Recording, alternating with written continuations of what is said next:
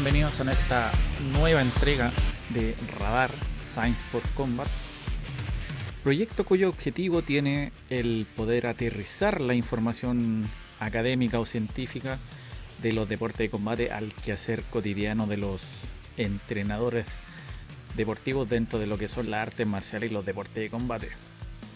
En esta ocasión le vamos a dar una dirección un poco más basada al entrenamiento deportivo, pero basados en su base de entrenamiento. Ya se entiende que el entrenamiento deportivo es algo que puede ser bastante complejo también de entender dentro de toda la cantidad de información que tenemos sobre este tema.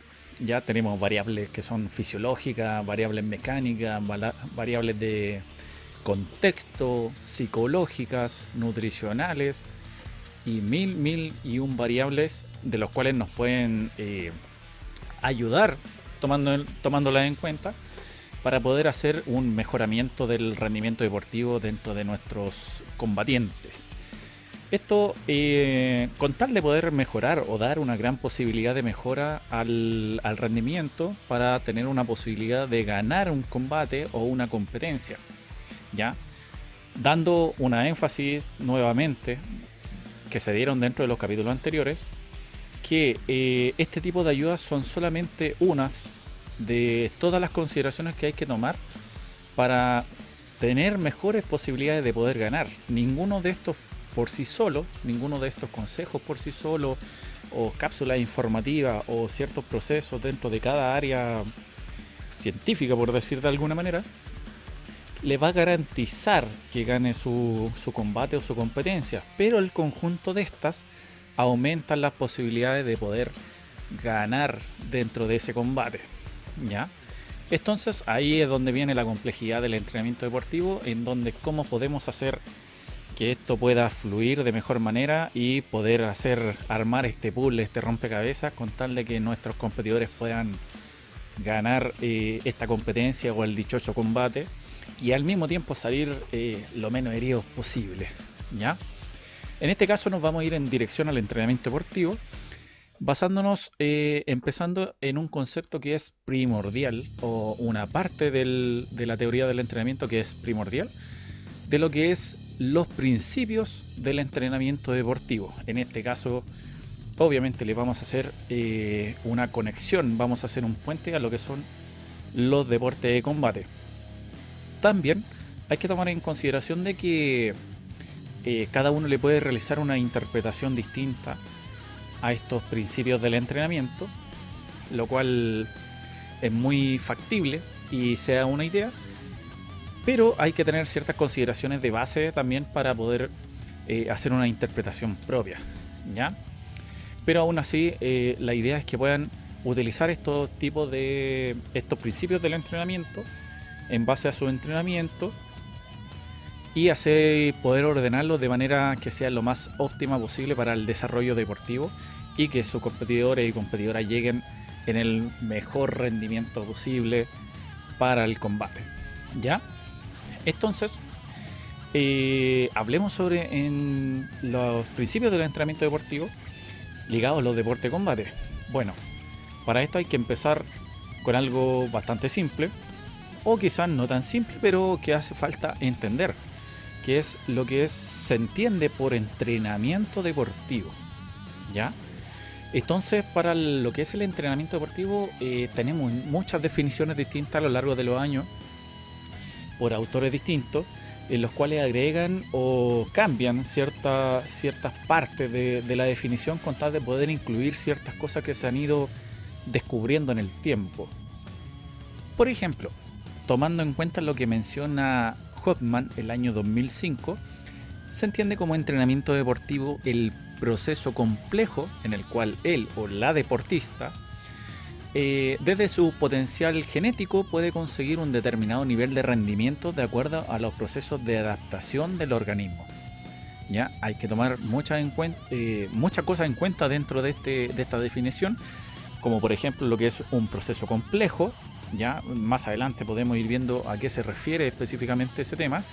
Él o la deportista, ya que hay que hacer también énfasis a lo que es según el sexo de la persona, un potencial genético, ya que viene por la herencia de la determinada de parte de los padres, de la familia, el historial familiar, y puede conseguir un determinado nivel de rendimiento según las adaptaciones del organismo. Esto nos da mucha información dentro de lo que se habla de las adaptaciones del organismo, lo cual hay que tomar en cuenta dentro de estos principios que vamos a hablar posteriormente.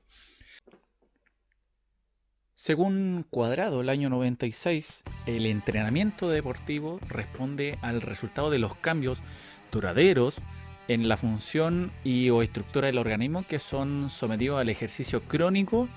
Crónico se entiende como a largo plazo, ¿ya? También nos da mucha información referente a los cambios de la estructura y la función del organismo, ¿ya? Quesada, el año 97, el entrenamiento deportivo es un proceso pedagógico especial que se concreta en la organización del ejercicio físico, que varía en la cantidad e intensidad, produciendo una carga creciente que por una parte estimula los procesos fisiológicos de supercompensación y mejora las capacidades físicas, técnico-tácticas, psíquicas del atleta y a fin de exaltar y consolidar su rendimiento, ¿ya? Aquí empezamos a tener otro tipo de concepto que es muy importante, como es el proceso pedagógico, ¿ya? Habla también de esta adaptación fisiológica o del organismo, por decir de otra manera también. Habla del concepto de supercompensación, que es el término quizás más buscado dentro de lo que es el entrenamiento deportivo. También introducimos lo que es las mejoras técnico-tácticas, la parte psíquica, ¿ya? Y menciona obviamente lo que es la consolidación del rendimiento deportivo, ¿ya? Pero todos estos procesos ya pedagógicos, eso es algo muy importante en el quehacer de los deportes, sobre todo a nivel formativo, ¿ya? Y también el proceso pedagógico en donde se analiza normalmente lo que es la enseñanza-aprendizaje, en este caso de una ejecución motriz, ¿ya? O un gesto deportivo. Pérez, el año 2009, el entrenamiento deportivo desde la perspectiva biológica se puede interpretar como un proceso de estímulo y reacción. Las actividades deportivas desencadenan un proceso de adaptación del organismo, nuevamente tenemos, en donde los estímulos son las causas de las adaptaciones y son los resultados para este rendimiento. La ejecución de un contenido de entrenamiento, de acuerdo a un programa planificado y dosificado, produce estímulos de movimiento que conllevan adaptaciones morfológicas, funcionales, bioquímicas, psicológicas dentro de nuestro organismo. ¿Ya? Aquí empezamos a asimilar bastantes cosas que están dando estos tipos de conceptos y se tienden a repetir en algunos casos. Dando solamente un ejemplo más, López, el año 2007, el entrenamiento deportivo es un proceso sistemático, ya que va por partes, y complejo que se debe estar muy organizado para obtener un buen rendimiento, el cual cualquier entrenador o preparador físico debe planificar cronológicamente el proceso global del entrenamiento mediante determinadas acciones o pasos a seguir. Ya, aquí entramos a hablar de un concepto del entrenamiento deportivo, pero más ligado a la planificación deportiva, ya, al cómo ordeno este proceso de entrenamiento y dándole un orden lógico y cronológico a este proceso, ya. Pero nosotros vamos a ir un pasito más atrás para hablar de los principios del entrenamiento, para en otro capítulo posterior poder hablar de lo que es la planificación deportiva, ya. Y para seguir avanzando, Hatfield, en el año 2004, menciona que los tipos de preparación que se desarrollan durante el entrenamiento, tenemos algunas divisiones que menciona, las cuales son la preparación física, que optimiza todo lo relacionado con las capacidades físicas del deporte. En esto introducimos lo que es el entrenamiento de velocidad, el entrenamiento de la fuerza, el entrenamiento de la resistencia y la flexibilidad, ¿ya? Como capacidades físicas.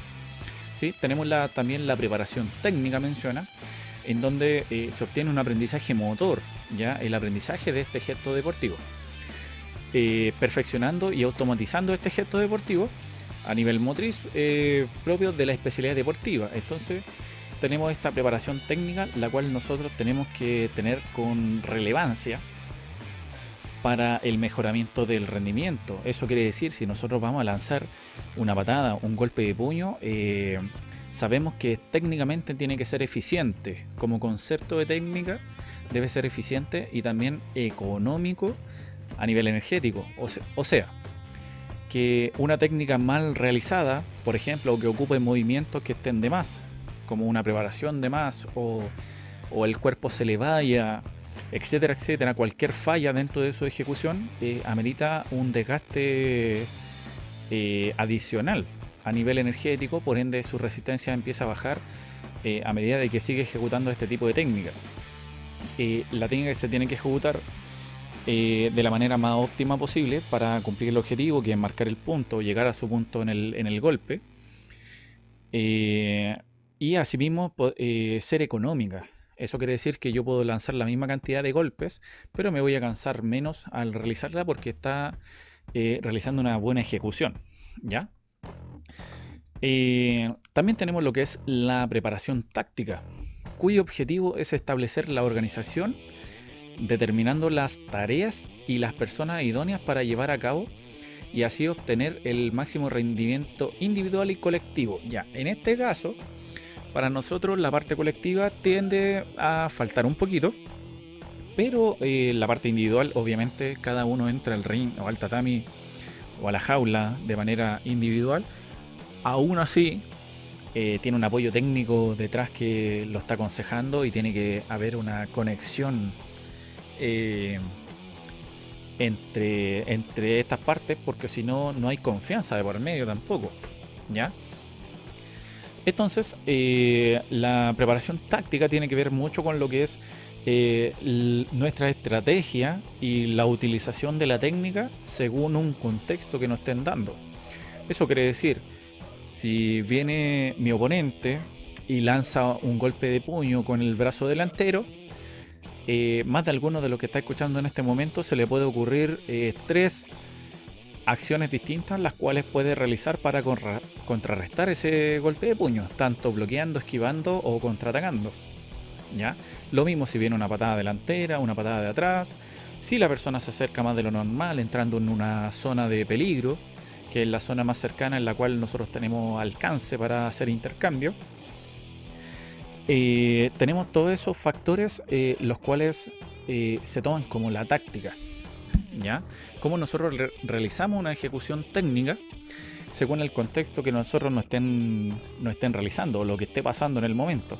A diferencia de la estrategia, que la estrategia tiene algo un poco más de global y más general. Una estrategia que, por ejemplo, se puede utilizar es el tema de intentar incentivar el intercambio con el oponente porque el oponente tiene poca resistencia al combate. Eso es una estrategia. Pero ¿qué va a hacer cuando la persona me tenga arrinconado o yo lo tenga arrinconado a él? ¿Qué es lo que vamos a realizar? Ahí es donde se viene la parte táctica, ¿ya? Y obviamente esa parte táctica va ligada a la parte de la preparación técnica. Y también tenemos lo que es la preparación psicológica, que se compone se propone en desarrollarle una mejor concentración, la motivación, el autoestima, entre otros factores a nivel psicológico. ¿Ya? En un capítulo posterior podría ser bastante bueno hablar con un psicólogos deportivos ligados a los deportes de combate para ver esta parte de la autoestima y la motivación y la concentración dentro de los combates, que es algo que es muy importante, dado que a algunos competidores quizás lo han visto, se los come el contexto. Pueden hacer muchas cosas, pueden ser espectaculares dentro de los combates, en los entrenamientos, pero de repente entran a la cancha, entran al ring, entran a la jaula y como que el contexto los aprieta o los ahoga. Entonces la preparación psicológica aquí toma un rol fundamental. Y tenemos también lo que es la preparación teórica, en donde un proceso cognitivo menciona, mediante el cual el deportista aprende todo el bagaje del conocimiento relacionado a la actividad que está tomando como referencia, ¿ya? Este conocimiento teórico obviamente está dentro de lo que es el reglamento de combate. Para hacer combatir a alguien tiene que saber las reglas, ¿ya? Conocimiento también relacionado al entrenamiento deportivo, eh, y etcétera, etcétera. La idea es que pueda mantener dentro de este concepto en particular lo que es la enseñanza organizada del rendimiento deportivo, también de la parte psicológica y del entrenamiento técnico-motor, menciona, debido a que mejora o puede aumentar la velocidad del desarrollo del entrenamiento si nuestro deportista entiende lo que estamos haciendo.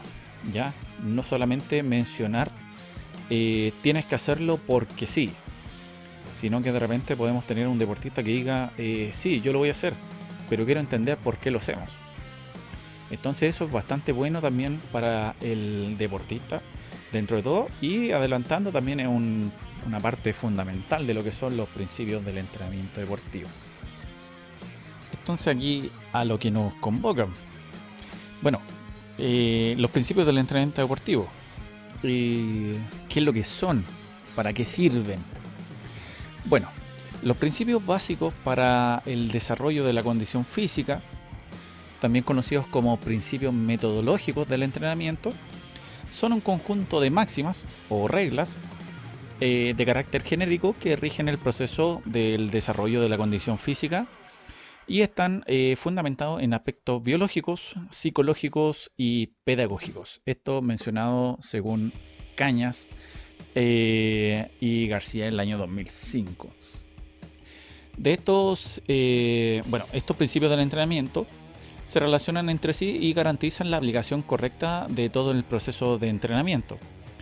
Los principios del entrenamiento también deportivo están constituidos sobre las bases de los principios pedagógicos de carácter general que condicionan cualquier proceso de enseñanza-aprendizaje. Esto lo menciona Svetan el año 2001.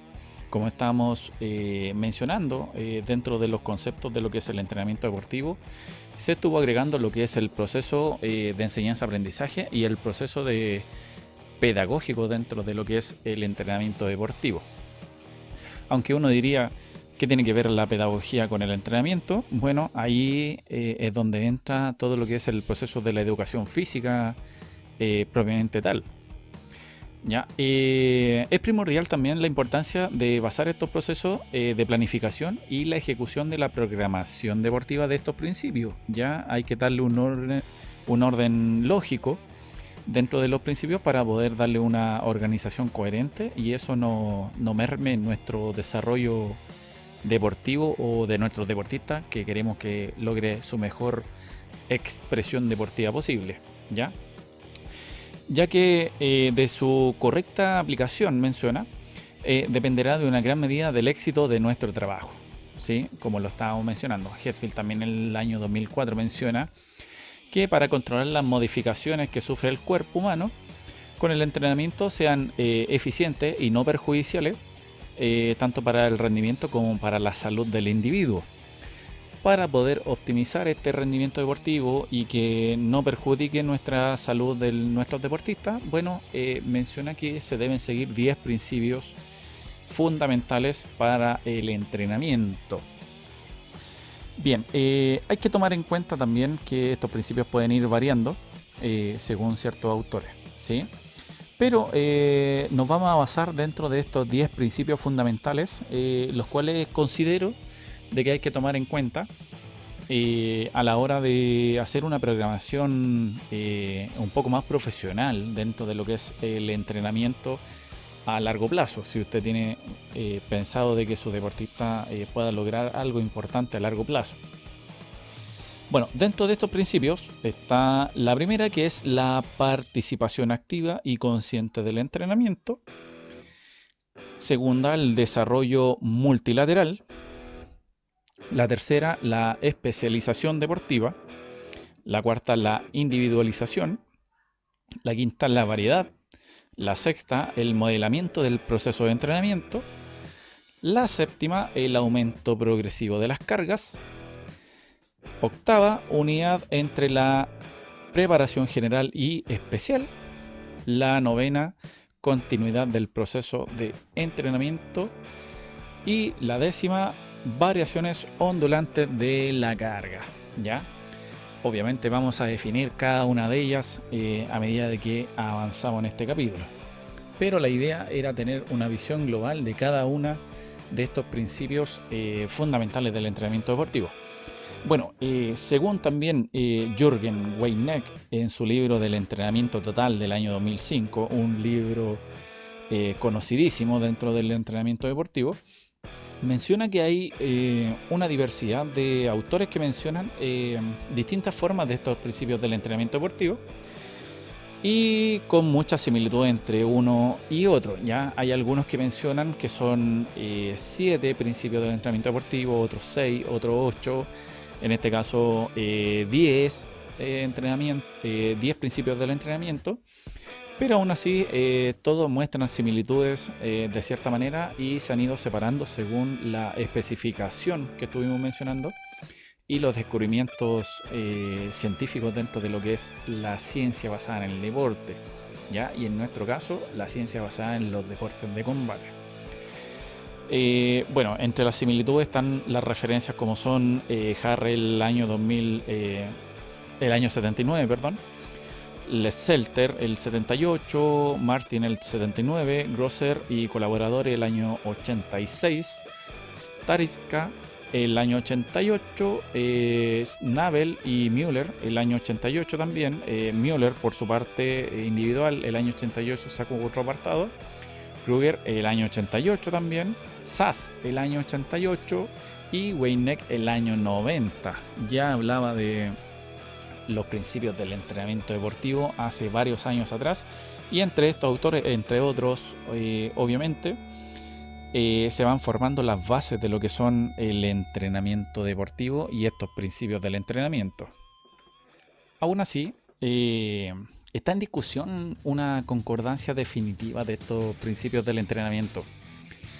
Este podría, de manera personalmente hablando, estar influenciado en los tipos de deporte en vez de dar ciertas generalidades sobre los deportes en general, ¿ya? Dado que todos los principios se deben cumplir, pero siempre va a estar alguno que sea predominante según el caso de cada deporte, ¿ya? Entonces, esto es fundamental dentro de lo que es los principios del entrenamiento deportivo, en donde falta todavía un acuerdo profesional de parte de los especialistas de la ciencia del deporte o del entrenamiento deportivo para llegar a una definición concretada dentro de lo que son estos principios, ¿ya? Pero como mencionó de alguna manera, de manera muy personal, reitero, esto debería ser basado mucho en esta división de los deportes. Entonces en algunos se pueden respetar más que otros y quizá hablar más de una quizá predominancia de un principio puede cobrar un rol fundamental. Obviamente no puede ser la variable concreta, pero se tiene que, según yo, mantener una consideración importante, ¿ya? Entonces, bueno, hay que empezar a definir estos principios del entrenamiento deportivo. Este capítulo podría ser un poco extenso dentro de todo esto. Entonces, lo que vamos a hacer es que estos principios los vamos a dividir en dos partes, ¿ya? Así que vamos a hacer dentro de los primeros principios del entrenamiento deportivo. Para la primera parte y en un segundo capítulo, en una segunda parte, vamos a realizar los demás principios y la finalización, conclusiones de esto, ¿ya? Con tal de poder hacer esto lo más entendible posible, ¿ya? O si no, el capítulo quedaría un poco mucho largo, ¿ya? Bueno, definamos el primer principio del entrenamiento deportivo que se menciona, que es el principio de participación activa y consciente del entrenamiento, ¿ya? también conocido por Osolin el año 2012 como el principio de lo consciente. ¿Ya? Este principio hace una mención a la preparación y la ejecución del entrenamiento, ¿ya? Con una estrecha relación entre el deportista y el entrenador, ¿ya? Que esto es lo fundamental dentro de este principio, ¿ya? La relación, la comunicación entre el deportista y el entrenador. Así posibilitando el entendimiento total del entrenamiento por parte de los participantes. Tienen que saber específicamente qué es lo que estamos haciendo y por qué lo hacemos, ¿ya? Dando un gran énfasis el por qué y el para qué. Para qué se realizan los tipos de ejercicio, los entrenamientos y los tipos de competencias, qué objetivo tienen. Así los competidores conocen su avance y cómo poder valorar dicho avance, ya cómo poder hacer una apreciación. Usted como entrenador puede entender que el deportista o la deportista está avanzando en una faceta del entrenamiento, ya puede ser en la parte técnica, ha ido mejorando, pero el deportista puede que no entienda en qué está mejorando. Piensa que está realizando la misma ejecución del golpe de puño, de la patada o de la acción táctica, cree que le está funcionando un poquito igual, pero uno le puede dar el énfasis en que ha ido mejorando a diferencia de la vez anterior. Por esto la participación tiene que ser activa de parte de ambas partes, sobre todo del entrenador hacia el deportista. Obviamente el deportista tiene que mostrar interés de saber por qué se hace. Y si carece un poquito de esto, el entrenador tiene que incentivar el conocimiento del deportista porque en algún momento lo va a necesitar, ¿ya? Y tiene que ser activo no solamente en los entrenamientos, sino también en los periodos de descanso, ¿ya? En donde toma un rol fundamental el deportista y el conocimiento de las actividades y los procesos que no perjudiquen la recuperación, ¿ya? La recuperación del entrenamiento, de la sesión del entrenamiento, y por ende tampoco en su progresión en el rendimiento deportivo. Entonces, no solamente el deportista tiene que estar activo en conocimiento en lo que estamos realizando dentro de nuestro entrenamiento, sino que también cuando se va para la casa. Saber qué es lo que puede o no puede consumir, qué actividades puede realizar y cuáles no puede realizar, ya los cuidados que tiene que considerarse con tal de que no perjudique su recuperación. Bueno, el entrenador Reuter, en su libro Planificación del entrenamiento competitivo del año 2011, menciona unas subdivisiones dentro de este principio, de los cuales son los competidores forman parte activa de la elaboración de los objetivos, ¿ya? Tiene que el entrenador conversar los objetivos que se quieren plantear para poder lograr, con tal de que los competidores puedan estar de acuerdo también o puedan dar cierta opinión, hacerlos partícipes de la redacción y de la conclusión dentro de estos objetivos a cumplir. Los competidores también forman parte activa de la confección de la planificación a corto y largo plazo y su respectivo análisis, ¿ya? Esto también cobra un rol fundamental, entonces lo hacemos partícipe de los objetivos que necesitamos, por ejemplo, poder ser competente dentro de una competencia importante, que es como un primera instancia. Normalmente uno no va a una competencia difícil a ganar automáticamente, sino que todo es un proceso, ¿ya? Y dentro de esto, ese sería el objetivo, ser competente, ir a la pelea dentro de lo que es la competencia. En este caso, si es un combate, obviamente intentar hacer un buen combate, dependiendo de la diferencia, porque obviamente en lo que pasa en la MMA y en el boxeo, uno va a ganar, ¿ya? Y si va a ganar, ese es el objetivo principal, ya, a diferencia de otros tipos de deporte de combate en los cuales primero hay que hacerse competente y después intentar la búsqueda del podio y después intentar ser campeón, ¿ya? En estos casos uno de los objetivos principales sería el salir lo menos dañado posible dentro de un combate, que posiblemente se tenga una victoria casi segura. Siempre el casi es importante porque están estos momentos inoportunos. Por ende, el entrenamiento también tiene que estar confeccionado con, con la solicitud del deportista, ¿ya? En donde el entrenador tiene que explicar por qué vamos a hacer tales cosas, qué ejercicios tenemos que hacer, la disposición que hay que tener según los tipos de entrenamiento y cómo va a funcionar, ¿ya?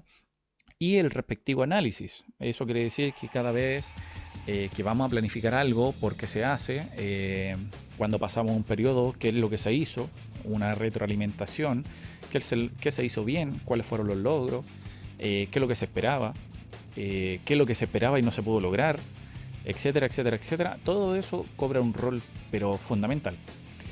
Y también menciona, los deportistas deben estar abiertos a testearse continuamente para entender los procesos de avance y sacar información relevante de los resultados. Hay que incentivar que el deportista se evalúe constantemente, sea por nutricionista, por médico, evaluaciones físicas, etcétera, etcétera. No podemos estar intentando avanzar con un deportista que se niega a hacer cualquier tipo de evaluación porque lo menciona así o simplemente no le da la gana, ¿ya? Uno tiene que incentivar y si es necesario ponerse un poquito exigente dentro de ese parámetro. Y también hay que tomar en cuenta que hay evaluaciones que son específicas, las cuales son específicas para el deporte de combate, en boxeo, en taekwondo, en karate, en MMA, etcétera, en jiu-jitsu brasileño, en judo, los cuales puedan ser el incentivo que necesitan estos deportistas, porque lo que no quieren es tener que salir a correr para medir cuánto tiempo se demoran en realizar un tipo de ejercicio, porque dice, pero yo al ring no voy a entrar a correr, voy a entrar a agarrarme a combo con un oponente y voy por un título, voy por cualquier otra cosa, etcétera, me voy a agarrar a puñetazos, a patadas, ¿por qué tengo que correr para que me evalúen? Entonces ahí es donde la información cabe de manera importante y la disposición del deportista a poder desarrollar y realizar estas evaluaciones, ¿ya? El deportista tiene que incluir sus deberes dentro del plan de entrenamiento, los cuales no sean supervisados por el entrenador. Esto quiere decir que los factores de costumbre, por ejemplo, en la recuperación, y obviamente el entrenador no se va a ir para la casa con el competidor, la competidora, para supervisar de que coma bien o que no vaya a tomar alcohol a algún lado, no se escape de una fiesta a pocos días de una competencia, sino que el entrenador tiene que intentar decir que estos son los deberes que tiene que cumplir de manera personal. Y si quiere ganar, tiene que cumplirlo a cabalidad, ¿ya? Bueno, este conjunto de factores hacen que el deportista tenga una conciencia del entrenamiento y que pueda avanzar. Así puede acumular expertise y también experiencia en el desarrollo competitivo.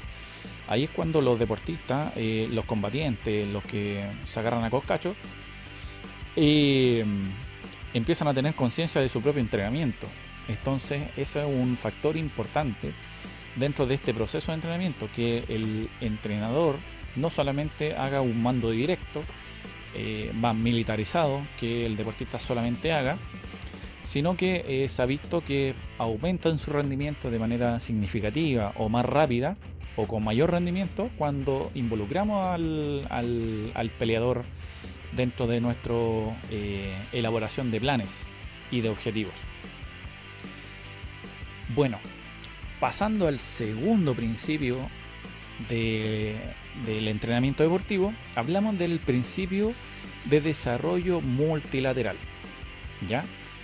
El desarrollo multilateral menciona que, o se considera, como todos los factores de entrenamiento, como una diversidad de lo que son los trabajos a nivel motriz, a nivel fisiológico, ya puede ser energético, a nivel psicológico, etcétera, etcétera, etcétera, como base de entrenamiento, con tal de que la persona tenga una diversificación de lo que es la entrenabilidad, que posteriormente tiene un amplio desarrollo en la parte específica del deporte, ¿ya? Quizá algunos puedan decir, oye, qué complejo este tema. Multilateral pensaba que era hacer las cosas de un lado y también para el otro lado. No, aquí se hace una referencia a la multidisciplina.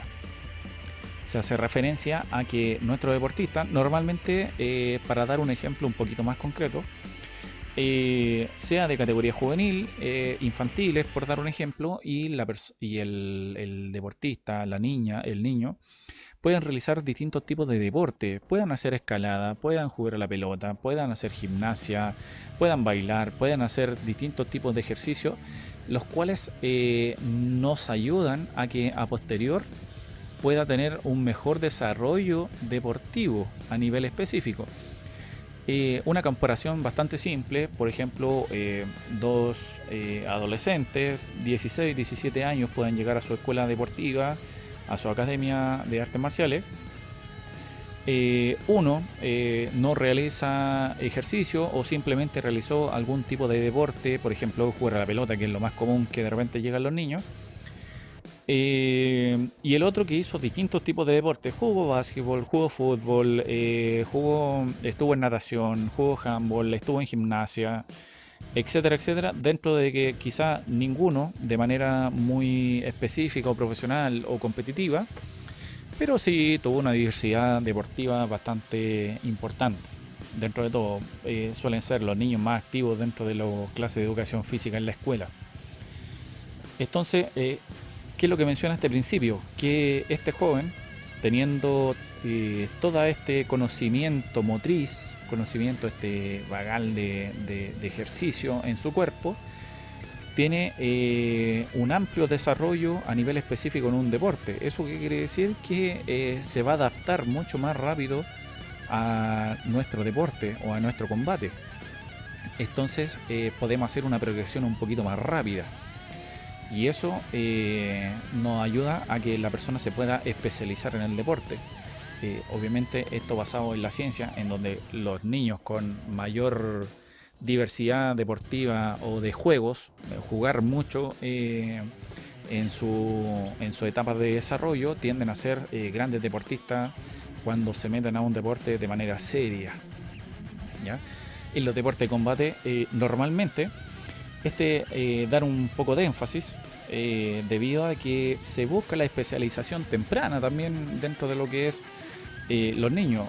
Más de alguno que esté escuchando tenga una escuela deportiva en deporte de combate, boxeo, en MMA, en judo, academias de taekwondo, de karate, sea cual sea, y tiene varios niños a su cargo. Entonces, ¿qué es lo que pasa?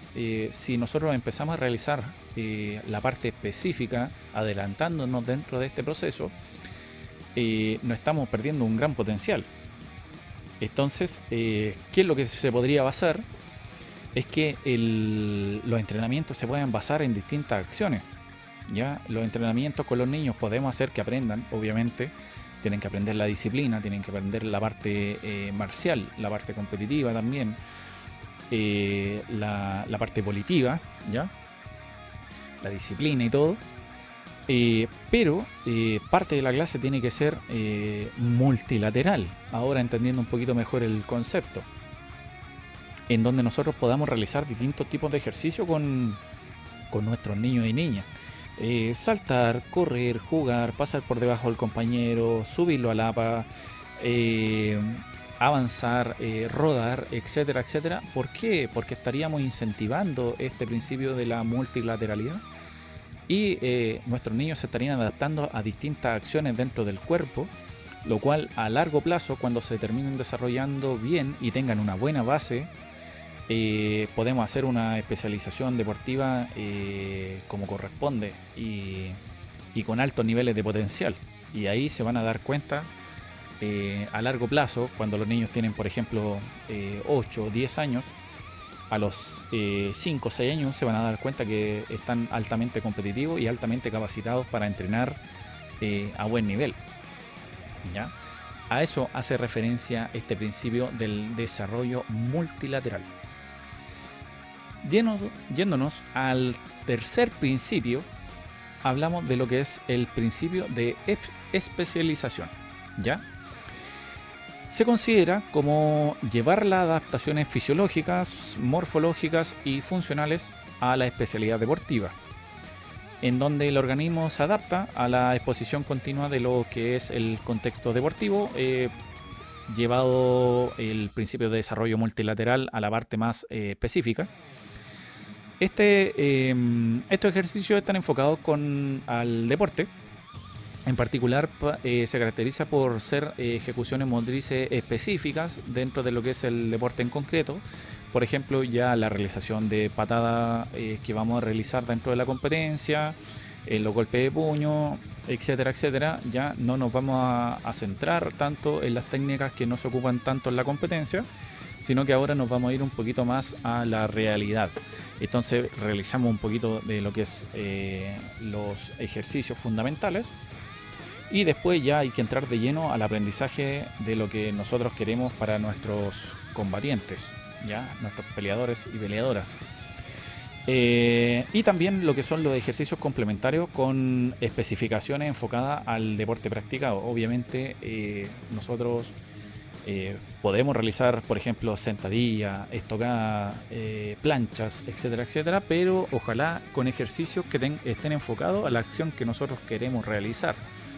Si queremos realizar un golpe de puño y estamos haciendo, por ejemplo, solamente golpe de puños, eso hace una técnica altamente específica para el entrenamiento, pero no funciona como entrenamiento complementario. Normalmente, en algunos casos, se puede ocupar, por ejemplo, lo que es una mancuerna. Tomo la posición de combate, de pelea, y empiezo a realizar el ejercicio del golpeo, lento puede ser, con la mancuerna de un peso X, realizando el gesto técnico, ya, con tal de que ese peso de la mancuerna pueda hacer un ejercicio complementario para que mi golpe pueda ser un poco más eficiente, ¿ya? Y esto obviamente hay que tomar en cuenta lo que son las cadenas musculares y las acciones según los ejes anatómicos principales, que eso es un tema también a profundizar y le podríamos dar un capítulo entero a hablar de cadenas musculares y la acción según el eje anatómico, ¿ya? Bueno, pero en grandes rasgos, una cadena muscular es esta cadena de sucesiones, la activación del músculo que nosotros ocupamos para lanzar un golpe. Si lanzamos una patada, tenemos en cuenta a grandes rasgos qué tipo de músculo se podría estar ocupando y cuál no, ¿ya? O cuál se estaría ocupando más y cuál se estaría ocupando menos, ¿ya? Lo mismo con el golpe de puño, lo mismo con lo que son las sumisiones, las retenciones, etcétera, etcétera, ¿ya? Entonces, a eso quiere decir un poco lo que es la cadena muscular. Y que esa cadena muscular se pueda realizar un ejercicio físico, como por ejemplo ciertos niveles de sentadilla, variaciones de sentadilla que pueden ayudar para la ejecución de las patadas, ¿sí? Las ejecuciones de golpe de puño, por ejemplo, cuando se coloca una barra olímpica de estos de los press bancos en el suelo, se toma un borde y se empieza a realizar el gesto de golpe de puño con el brazo de atrás, el cual puede ser con o sin peso, solamente con la barra. Realizando una ejecución estaríamos ocupando esta cadena muscular específica. Por eso de repente uno es por cachativa o por visualización, que es lo que se puede realizar. Pero hay algunas que son un poquito más obvias que otras, ¿ya? Hay otras que no son tan así. Una de las cosas que hay que tomar en cuenta también, en especial dentro de este principio, es el apresurar el proceso de especialización de parte de los entrenadores, ¿ya? Los entrenadores a veces por el afán de que el rendimiento deportivo se logre de manera rápida, tienden a adelantar ciertos procesos, ¿ya? Y buscan la expresión del rendimiento lo antes posible sin pensar en la edad biológica y la capacidad de adaptación de las personas, en donde lo más importante también es la edad biológica y cronológica, ¿sí? No necesariamente si tengo un chico de 12 años o 14 años que está preparándose para pelear, tenemos dos de 14 años, no necesariamente son iguales dentro de sus adaptaciones, ¿ya? Ellos no se recuperan mejor del entrenamiento de la misma manera. Entonces no hay que adelantar el proceso. Si tenemos un chico de 11 años en donde todavía no tenemos un pic de desarrollo, tiende a tener ciertos problemas a posterior.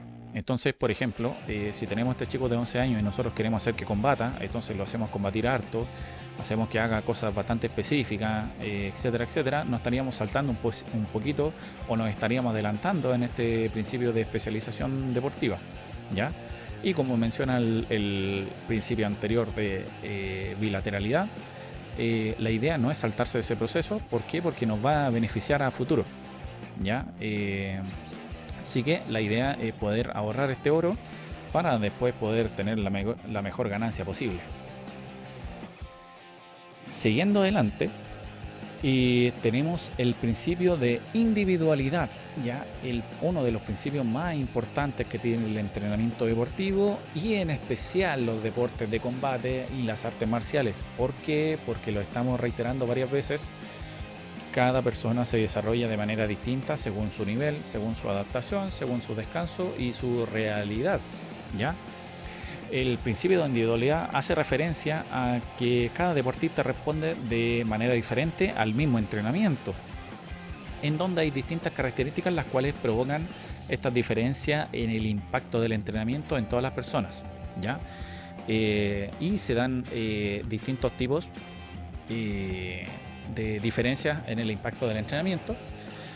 Entre ellas está lo que es la herencia genética, ¿ya? La herencia genética, la cual tiene un énfasis en la procedencia biológica, en donde normalmente se menciona que si sus progenitores, sus padres, fueron deportistas de alto nivel, algo de esa genética después recae en los hijos, ¿ya? Esa herencia, en donde se puede observar que una de las características fundamentales, por ejemplo, está el tamaño del corazón, el tamaño de los pulmones, el biotipo, que es el desarrollo del cuerpo, por ejemplo, el tamaño de la persona o del niño, ¿ya? Todo eso es por parte, tiene una gran influencia genética, ¿ya? Y nos podemos dar cuenta que si tenemos un niño bastante alto y es muy joven, es más alto de lo normal, podemos tener ciertas ventajas para algunas cosas, ¿ya? O la capacidad de que pueda adquirir masa muscular, que eso también está muy ligado a la herencia en algunos casos, ¿ya? La siguiente tenemos lo que es la maduración, también lo que estábamos hablando, el cual se refiere al nivel de maduración biológica de nuestros deportistas, perdón. Esto está más enfocado a deportistas jóvenes, ¿sí? Como lo estuvimos hablando, en donde el estado de maduración o de crecimiento se vuelve un factor importante a la hora de elegir las cargas de entrenamiento, en donde los deportistas jóvenes con mayor maduración, pensando en que puedan tener una edad cronológica igual, pueden utilizar mayores cargas de entrenamiento, por ende pueden mejorar su rendimiento un poco más. Entonces hay que tomar en cuenta este nivel de maduración que tienen los niños también. Si nosotros tenemos una clase de niños entre 10 y 14 años, por ejemplo, sabemos que el de 10 tiene menos maduración que el de 14. Entonces al de 14 le podemos exigir un poco más con tal de que pueda avanzar un poco más dentro de su rendimiento, ¿ya? Lo mismo puede pasar en énfasis tan minuciosos como el mes de nacimiento, en donde un niño puede nacer en enero y el otro en octubre y pueden haber diferencias biológicas evidentes, ¿ya? La siguiente es lo que es la nutrición, como uno de los énfasis importantes a tomar en cuenta, en donde el consumo de alimentos, según cada realidad, es un factor determinante dentro de lo que es el rendimiento deportivo. Sobre todo en los deportes de combate y las artes marciales. ¿Por qué? Bueno, como se ha mencionado también en capítulos anteriores, en un capítulo anterior que hablamos sobre la baja aguda de peso, el hecho de que los deportes de combate tengan divisiones de peso para poder competir hace que la nutrición cumpla un rol fundamental dentro de lo que es el proceso de entrenamiento. Hay que darle la importancia necesaria a la nutrición dentro de esto. ¿Por qué? Porque hay algunos deportistas que necesitan bajar de peso, pero de manera supervisada, o si no puede causar algún estrago ahí en la salud y en el rendimiento, como lo estuvimos mencionando en el capítulo de baja aguda de peso en deporte de combate, el cual invito a que puedan escuchar. La siguiente hablamos de lo que es el descanso y el sueño. Cuando los deportistas se ponen a alta intensidad de entrenamiento, lo cual se caracteriza comúnmente dentro de lo que son los entrenamientos de combate. Los entrenamientos de combate tienden a ser de alta intensidades, todos los entrenamientos, ¿ya? Siempre hay que darlo todo, dicen algunos. También hay que considerar los periodos de descanso, en donde se debe ser suficientemente para incentivar la mejora de la recuperación y del rendimiento, para poder tener este periodo de supercompensación. ¿Ya? Nosotros siempre, en los deportes de combate, siempre en todas las clases tienden a darlo todo, a dar el 100%. ¿Ya? Es algo común dentro del deporte de combate, a diferencia de alguno que otro deporte. ¿Ya? Pero hay que dar énfasis, como se menciona acá, en lo que es la recuperación dentro de estos tipos de entrenamiento. Nos podemos dar cuenta que, por ejemplo, si nosotros realizamos un entrenamiento fuerte un día martes y el día miércoles también tenemos entrenamiento y queremos hacer un entrenamiento fuerte, más de alguno va a llegar un poco descompensado del entrenamiento anterior. ¿Ya? Entonces, ¿qué es lo que podemos provocar ahí? Una acción o mayores posibilidades de lesión al deportista. Pues se puede desgarrar, se puede fatigar de más. Esas fatigas también, por ejemplo, en los desplazamientos puede hacer que se guincen los pies, cuando se doblan los tobillos, a veces es una mala respuesta del sistema nervioso. Entonces, eso está dado a veces por la fatiga de los entrenamientos. Así que hay que tener bastante cuidado con el respetar los periodos de recuperación. ¿Ya?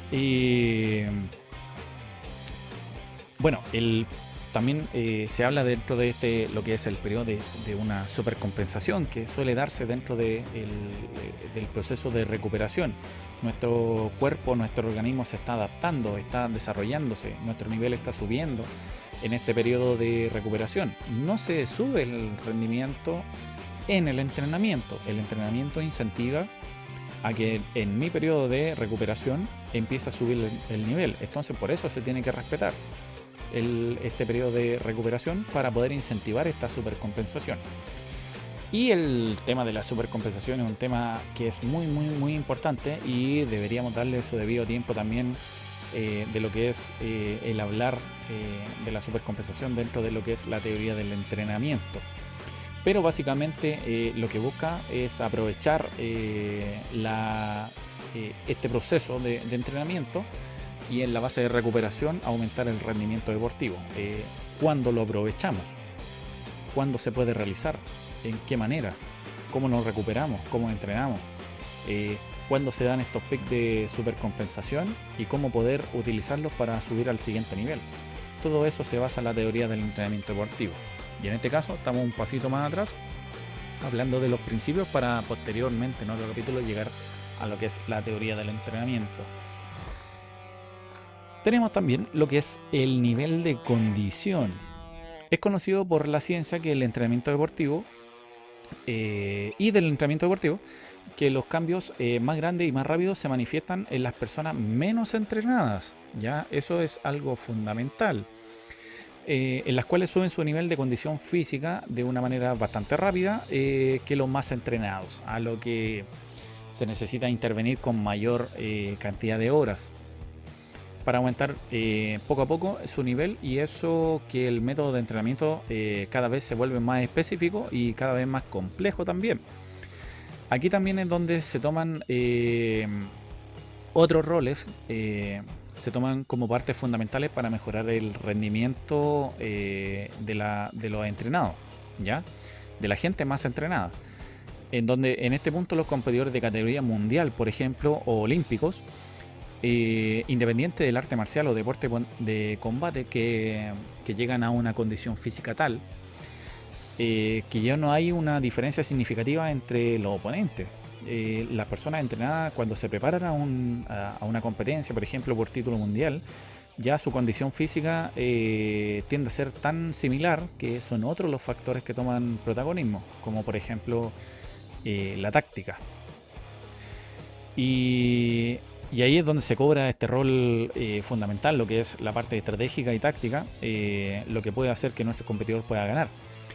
Pero, pero esto se logra primero llegando a la condición física necesaria para ese nivel de competencia. Obviamente podemos mejorar tácticamente mucho, pero si nuestro competidor no está físicamente apto todavía a ese nivel, hay que mejorar. ¿Ya? Todo esto es una relación entre una y la otra. ¿Ya? Por eso hay que darle fundamento a nuestro proceso de entrenamiento. ¿Ya? El siguiente hablamos de lo que es la motivación. Hace mención a que los atletas que observan un cumplimiento relativo de su objetivo, ¿ya? En los cuales deberían estar involucrados de manera activa, y lo relacionan con lo que es el trabajo duro. O sea, estamos hablando de que estoy cumpliendo el objetivo o medianamente cumpliéndolo, o algunos sí y otros no, pero eso está valiendo todo el trabajo que estoy realizando. Esas son las preguntas que vienen de parte del peleador o la peleadora. Y mantienen sus metas claras para desarrollar de mejor manera el entrenamiento y su disposición también para el entrenamiento. Ya, si la persona, el competidor, la competidora, llega y sale que se da cuenta de que está cumpliendo cierto objetivo, que se está dando cuenta que está mejorando y que su entrenamiento, su dedicación al entrenamiento está valiendo la pena, eso le da mejor disposición al entrenamiento y a otros tipos de adaptaciones que nosotros podemos realizarle. ¿Ya? Aquí es donde a veces se caen los entrenadores, eso sí. Eso es algo fundamental que hay que mencionar, en donde le damos las metas o los objetivos que son poco claros. A veces no involucrarlo a los deportistas dentro de lo que son la redacción de esta meta y objetivo. A veces solamente mencionándole ya nosotros vamos a ir a ganar esta competencia es un objetivo que es poco claro, es muy ambiguo. ¿Ya? Y también puede ser poco alcanzable al corto plazo según el nivel de la competencia. No podemos tener un deportista que lleve 2 meses entrenando y decirle ya te vamos a presentar en el nacional y tenéis que ganar. ¿Sí? Y esto es puro corazón. Entonces ahí es donde puede haber un nivel de frustración importante. ¿Ya?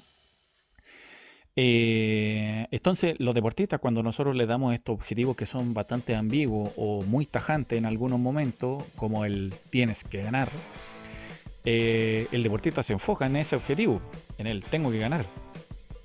Pero más de alguno que lo que esté escuchando ahora puede decir, para ganar hay que hacer distintas cosas antes y plantear ciertos objetivos antes. ¿Y qué pasa si el competidor no gana? Pero hizo un excelente combate y fue pero a punto por medio segundo de combate más y podía haber ganado, pero no ganó.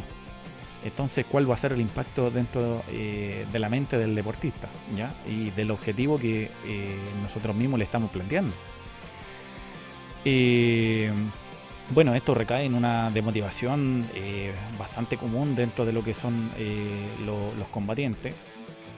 Y a veces puede terminar en la inasistencia a los entrenamientos porque se demotiva, obviamente. La poca adhesión también de los entrenamientos, hace los ejercicios de mala manera, con poca ganas, casi preguntando por qué lo tengo que hacer si al fin y al cabo no me está sirviendo. O incluso la deserción competitiva, el retiro con plenitud de lo que es la competencia, ¿ya? De la competencia, del ciclo de competencias, ¿ya? No del campeonato. Entonces es un factor que hay que tomar muy en cuenta, ¿ya? Y por último tenemos lo que es la influencia ambiental, ¿ya?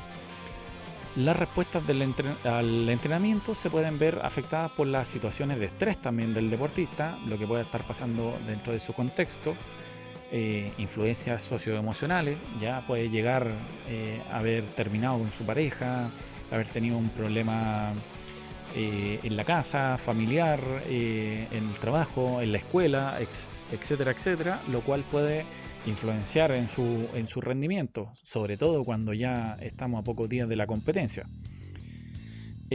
También factores térmicos, por ejemplo, cuando hace mucho calor o hace mucho frío, o también el entrenamiento en altura. Eso también influye dentro de lo que es el rendimiento deportivo y hay que tomarlo en consideración como un factor ambiental. Y aquí también se puede hacer énfasis en lo que es la crianza, en donde se puede tener una alta influencia del contexto en donde uno crece, siendo así una referencia, por ejemplo, diferencia entre deportistas criados en un entorno deportivo y del cual el otro no. ¿Por qué? Porque de repente hay jóvenes que se crían con que la familia es deportista y tiene muchas facilidades deportivas producto de eso. A diferencia del que no llega sin saber nada, llegan los papás diciéndole que quiere entrenar, si son muy pequeños, o llega solo diciendo que quiere entrenar, pero nunca ha tenido un acercamiento a algún deporte de combate. Y sabemos que el primer golpe es el que decide si es que se va a quedar o no se va a quedar. Este golpe obviamente de manera fortuita en los entrenamientos, que puede pasar siempre, pero cuando lo reciben por primera vez siendo fortuito, uno puede considerar de que no es tanta cosa, porque es común que de repente se pasen golpes, pero eso puede... ahí hay que involucrarse un poquito para que pueda seguir en los entrenamientos y pueda pasar esa primera barrera, ¿ya? Y obviamente en esta parte influye mucho lo que es el principio de desarrollo multilateral que estuvimos hablando anteriormente, ¿ya? Bueno, esas son esta referencia a lo que es el principio de individualidad, las cosas que hay que tomar en cuenta a la hora de enfocar el entrenamiento de manera personal o individual, como dice el principio, en donde este principio de individualidad tiene como objetivo, obviamente, considerar las diferencias de sexo, de edad, de la condición física, de las posibilidades funcionales, el conocimiento del deporte, el estado de salud, que también es un factor bastante importante, ¿ya? Para la organización del entrenamiento, para el peleador o la peleadora, ¿ya? Obviamente también hay que considerar que este principio es un poco complejo, dado que en algunos casos, algunos de ustedes, o si es que no todos, tienen bastantes deportistas entre medio, entonces poder hacer una planificación por cada uno se hace algo un poco complejo, ¿ya? Pero aquí hablamos del ideal, entonces la idea es poder adaptar estos principios dentro del contexto de cada uno y así poder hacerlo lo más eficiente posible y sacarle todo el jugo posible a nuestros deportistas, ¿ya? Esto también tiene que ver mucho con la elección de los ejercicios, que sean lo más óptimas posible. Los métodos de entrenamiento también tienden a ser un poco más individuales, ¿ya? Y sí, es verdad que en las cuales hay muchas cosas en las cuales hay que tener en cuenta, sobre todo si recién se está aprendiendo sobre estos fundamentos. Y además tiene una gran diversidad de deportistas, hablando así distintos niveles, cinturones blancos, cinturones negros, cinturones intermedios de color, ya hablo de la generalidad, donde normalmente el blanco es básico y el negro es avanzado, ya. Bueno, en uno que otro arte marcial el negro no es el más avanzado, pero hablamos ahora de manera general, ya.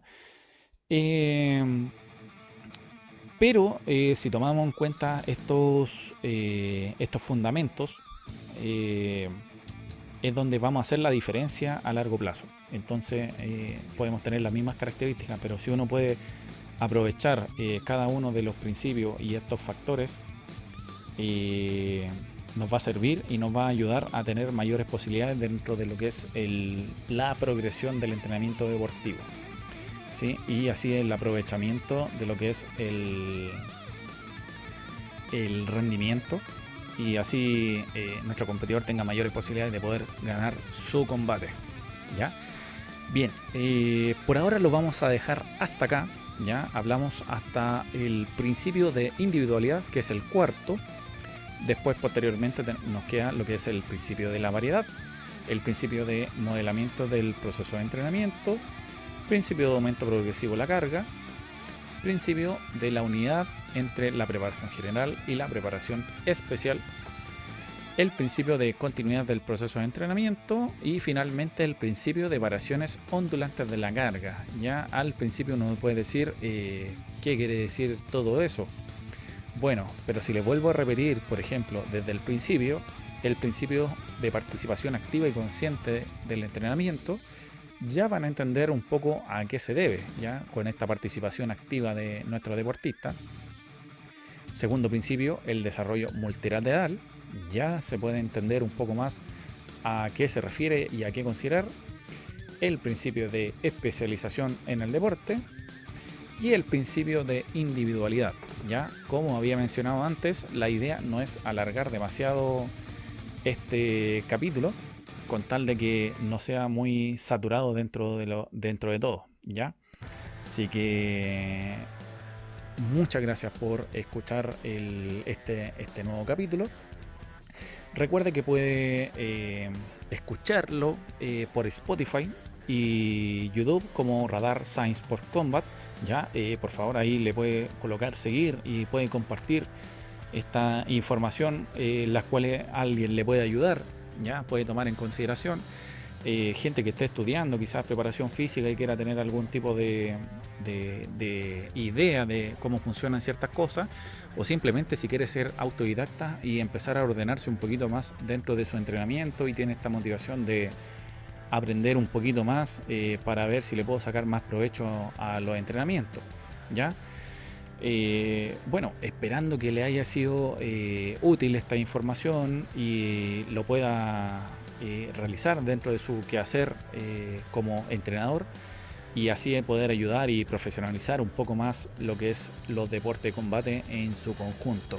Bueno, esta información como referencia también se pudo realizar mediante el informe científico llamado Principios del Entrenamiento Deportivo para la Mejora de las Capacidades Físicas, ya de Fernando Bernal Reyes, que es su primer autor. Este informe científico del año 2014 de la revista de Ciencias Biológicas y de la Salud. Ya ustedes colocan Principios del Entrenamiento Deportivo para la mejora de las capacidades físicas en Google Académico, capítulo de búsqueda de información, de la información científica para los deportes de combate, les puede ayudar para poder encontrar este tipo de información, pero colocando el nombre de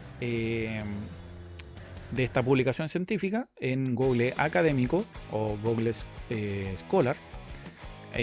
Usted coloca ahí en su Google normal, Google Académico, aprieta en la primera opción que le sale, le va a abrir una ventana de Google un poco más académica, obviamente, y coloca el nombre de esta información, de este informe, y le va a salir automáticamente. ¿Por qué? Porque este informe tiene calidad abierta de información. Ya no le van a cobrar por tener este informe. Hay papers científicos, informes científicos, los cuales tienen un costo adicional. Uno se tiene que suscribir a la revista científica, etcétera, etcétera. Pero en este caso puntual, esta información es de libre acceso y la puede descargar para poder revisarla con un poquito más de detalle, ¿ya? Si es que tiene la motivación para poder hacerlo, ¿ya? No es muy largo, tiene que tener unas 12 o 13 páginas. No estamos hablando de un libro. Los papers científicos no suelen pasar de las 20-25 páginas, como suele pasar con los libros que tienen 600, 700 páginas en algunos casos, ¿ya? Así que es de libre acceso para que usted pueda hacer la revisión más exhaustiva posible, ¿ya? Se agradece nuevamente por poder escucharlo, poder compartir y apretarle ahí en seguir para mantener al día esta información. Así que me despido. Esto fue Radar Science por Combat, ¿ya? Lo cual nosotros ayudamos a que pueda darle un uso un poco más aterrizado a la información académica y científica. Así que nos vemos en la próxima ocasión con la segunda parte de los principios del entrenamiento deportivo. Nos vemos. Chao, chao.